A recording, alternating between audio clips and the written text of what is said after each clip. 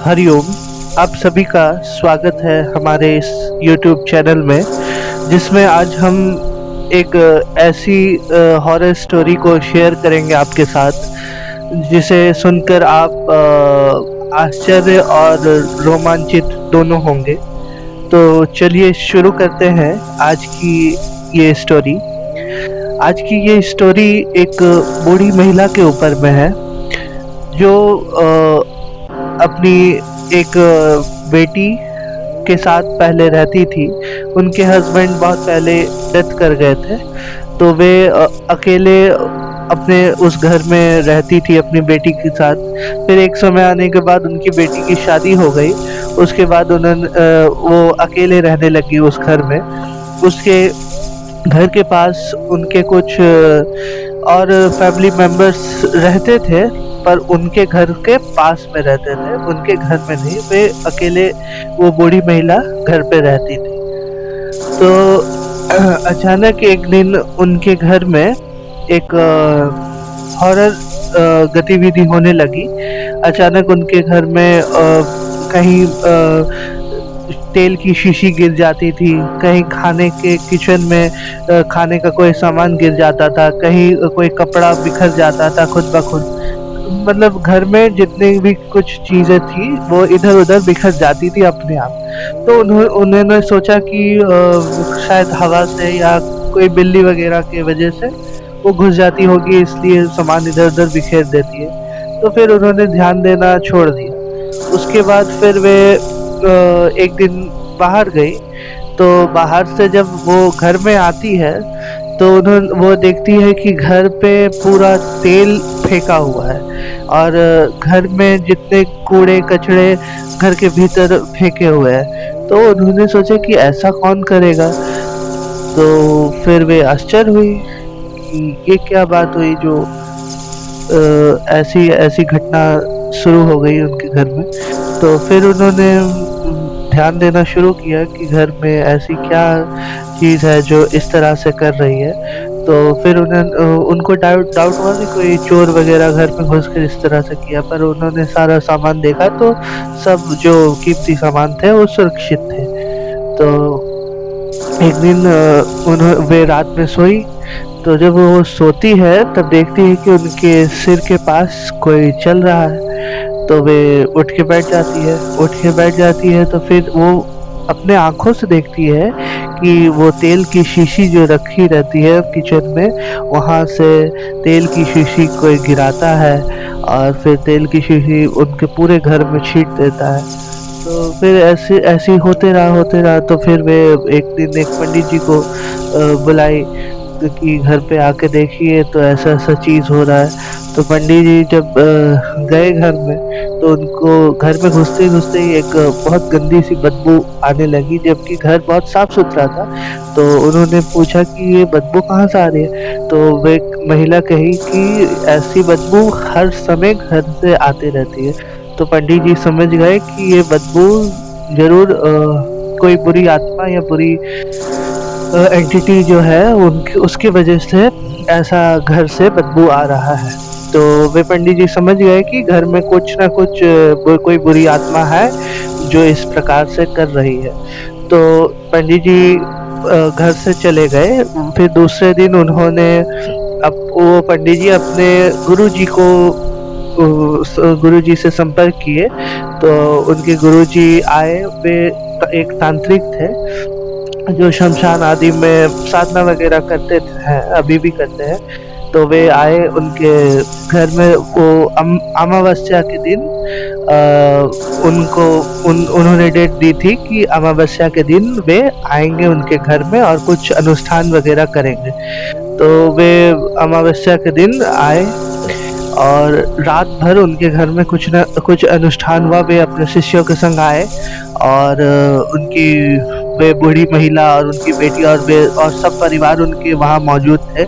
तो वे अनुष्ठान जब प्रारंभ करने लगे, तो जब आग मतलब माचिस से जो यज्ञ के लिए आग प्रज्वलित करना था, तो ना तो घर में फैन चल रहा है, कोई पंखा चल रहा है, ना ही बाहर से कोई हवा आ रही है, पर वो आग वो जलने नहीं दे रहे। मतलब कि आग किसी प्रकार से माचिस की तीली में आग नहीं पकड़ रहा है, और वे परेशान हो गए। पूरी माचिस की एक डिब्बी खाली हो गई, फिर भी घर में वो यज्ञ के लिए आग प्रज्वलित नहीं हो रहा था। तो वे आश्चर्य में पड़ गए। उन्होंने समझ लिया कि ये जरूर घर में बहुत भारी कोई शक्ति है, जिसके फलस्वरूप वो ऐसा अनुष्ठान नहीं होने दे रहा है। तो फिर किसी प्रकार से बाहर से आग प्रज्वलित करके घर के भीतर लाया गया, लाके यज्ञ के लिए, अनुष्ठान के लिए अग्नि प्रज्वलित की गई। उसके बाद जैसे ही अग्नि प्रज्वलित हुआ, तो अनुष्ठान चल ही रहा था, तो वे रात भर रुकने ही वाले थे। तो अनुष्ठान करते करते अचानक से वे देख रहे कि उनके पास में वो तेल, पूरा घर में तेल बिखर गया। तो वे बूढ़ी महिला उनको तांत्रिक को बुला के लाती कि देखिए इस रूम में अचानक अभी कोई नहीं था और यहाँ तेल पूरा बिखरा हुआ है, पूरा घर में तेल तेल फेंका हुआ है और पूरी बहुत गंदी बदबू घर में आने लगी। तो वे आश्चर्य हो गए कि इतने लोग के घर में रहते भी इस प्रकार से ये जो शक्ति है, कोई नेगेटिव शक्ति है, वो ऐसा उत्पात कर रही है। तो वे समझ गए कि ये बहुत भारी शक्ति है, शायद ये अनुष्ठान से भी वो नहीं जाएगी। उसके बाद वे जब घर में रखे भगवान के कुछ फोटोज वगैरह पे फूल फल चढ़ाने लगे, तो वो फूल फल चढ़ते ही मतलब गिर जाते थे, मानो कि उनसे हाथ से कोई फेंक देता था। तो फिर रात में जब आधी रात हुई और साधना करते करते, सब अनुष्ठान करते करते कुछ लोग सो गए और दो जो तांत्रिक थे और वो जो पंडित जी थे वो जगे रहे। तो ऐसा होते होते फिर अचानक से एक बहुत गंदी एक आवाज आई घर के भीतर से, भीतर के कमरे से बहुत गंदी एक आवाज आई। और जैसी ही वो आवाज आई, मतलब कि सबकी हालत खराब, जितने भी घर में लोग थे सबकी हालत खराब हो गई कि ये आवाज कहाँ से आई वो आधी रात में। और वे सब के सब डर गए, यहाँ तक कि वो तांत्रिक भी डर गया, इतनी भयानक आवाज घर के भीतर से आई। तो वे समझ गए कि ये जाने वाली नहीं है और कहीं ना कहीं कुछ अटैक वगैरह कर दे।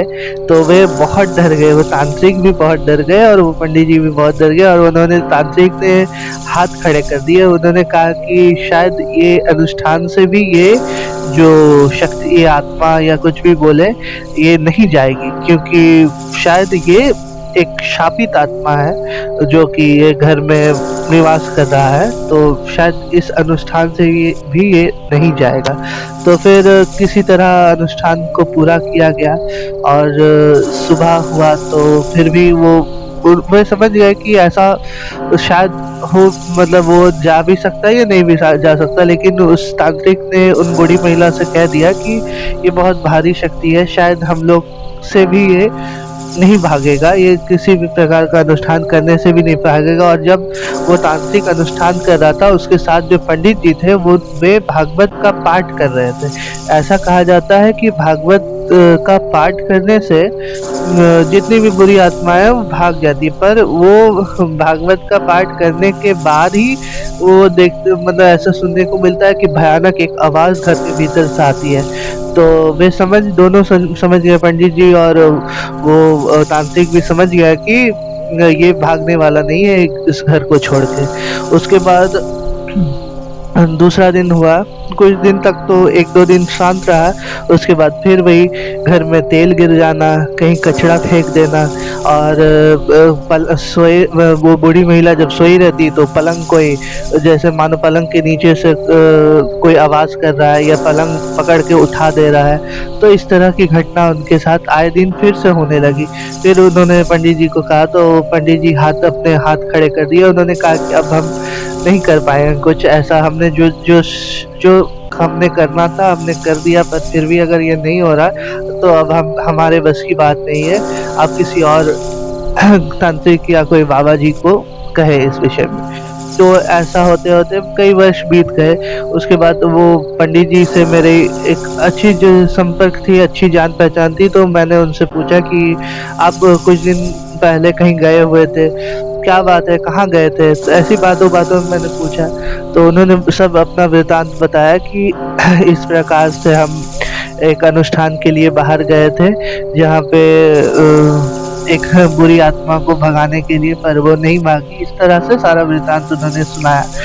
तो फिर अचानक एक दिन वो बूढ़ी महिला मंदिर मंदिर में उन पंडित जी के यहाँ आती है, तो मैं भी वहीं पर मौजूद था।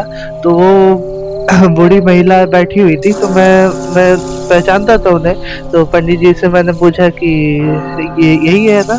तो उन्होंने इशारे में कहा कि हाँ, ये वही बूढ़ी महिला है। तो फिर मैंने उनसे बात करने की कोशिश की।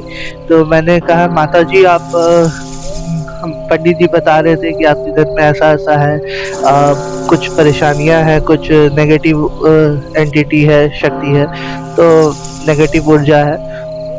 तो उन्होंने सारा कहा कि हाँ बेटा, बहुत दिन से वो परेशान है उस भूत या भूत कहे या आत्मा कहे, उससे वो रात को सोने नहीं देती है।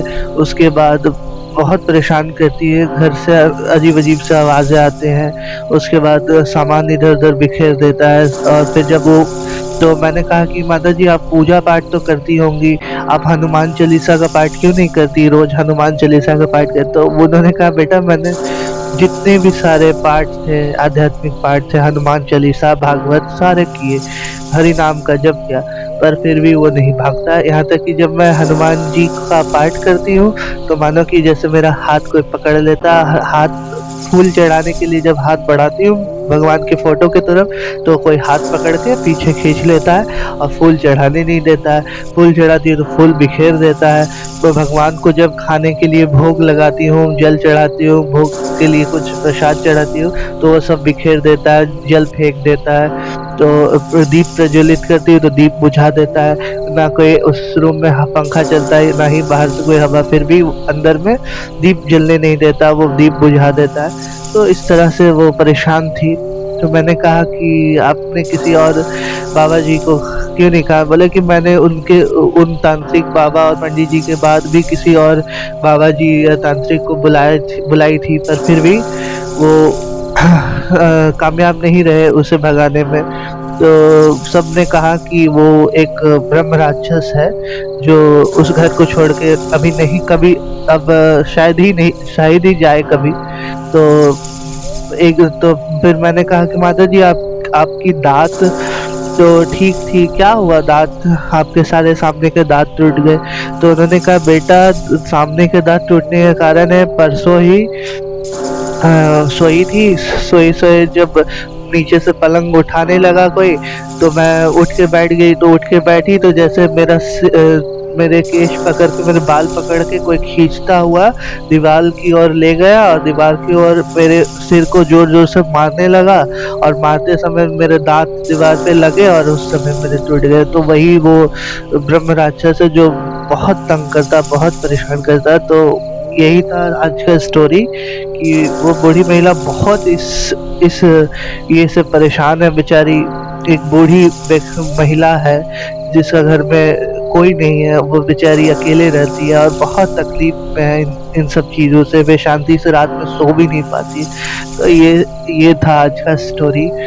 तो ये सब सुनकर बहुत दुख होता है कि हम काश कि उन महिला के लिए कुछ अच्छा कर पाते, उन्हें इन सब चीज़ों से मुक्ति दिला पाते। तो ये एक सच्ची स्टोरी है जो मैंने आप सभी के साथ शेयर की। तो शायद आपको ये इंटरेस्टिंग लगी होगी, और मुझे बहुत दुख भी होता है उन महिला को देखकर। मैं अक्सर उन्हें देखता हूँ, तो बहुत दुख होता है उनको इस हालत में देखकर। तो मैंने कहा कि माताजी आप उस घर को छोड़ के क्यों नहीं चल जाती? तो वे कहे कि अब मैं बूढ़ी हो चुकी हूँ और कोई है भी नहीं, और मैं कहाँ जाऊँगी अब उस घर को छोड़ के? अभी कहाँ घर बनाऊँगी, कहाँ रहूँगी? इस वजह से मैं घर नहीं छोड़ती, वहीं रहती हूँ। तो ये सब उन्होंने कहा। तो शायद आपको ये स्टोरी अच्छी लगी होगी। तो आगे भी इस तरह की स्टोरी सुनने के लिए इस चैनल को सब्सक्राइब करें और इस वीडियो को लाइक करें। हरिओम, हरिओम तत्सत।